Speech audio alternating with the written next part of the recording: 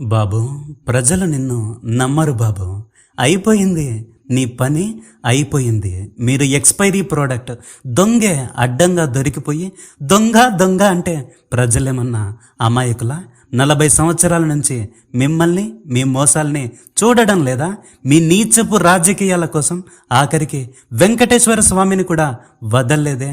ఆనాడు ఎన్టీ రామారావుకే వెన్నుపోటు పొడిచారు దగ్గరుండి, ఈనాడు సాక్షాత్తు వెంకటేశ్వర స్వామికే వెన్నుపోటు పొడిచారు అధికారంలో ఉండి. అందుకేగా ఏనాడు జరగంది తిరుమల లడ్డులో జంతువుల కొవ్వు కలిసిందని మీరు అబద్ధాలాడి ఘోరమైన అపచారం చేసి ప్రజల్ని మోసగించిన తరువాతే తిరుపతిలో తొక్కిసలాట జరిగి 6 చనిపోయారు. సింహాచలంలో గోడకూలి 7 మంది మరణించారు. ఇవి ప్రజలకు జరిగినవే. ఇక నెక్స్ట్ ఎవరికి జరుగుతుందో, ఏం జరగబోతుందో వేచి చూద్దాం. ఎవడి కర్మ వాడు అనుభవించాల్సిందేగా. మీ తెగులు దేశం తెగులు జగన్కి ఎంత అంటించాలని అనుకున్నా నిప్పుకు చెద పట్టదు నారా చంద్రబాబు గారు. కల్తీ జరిగింది లడ్డూలో కాదు, మీ మనసుల్లో, మీ మాటల్లో, మీ నీచపు రాజకీయాల్లో. చేయకూడంది మీరు చేశారు. ఇక దేవుడు చేయాల్సింది ఆయనే చేస్తాడు.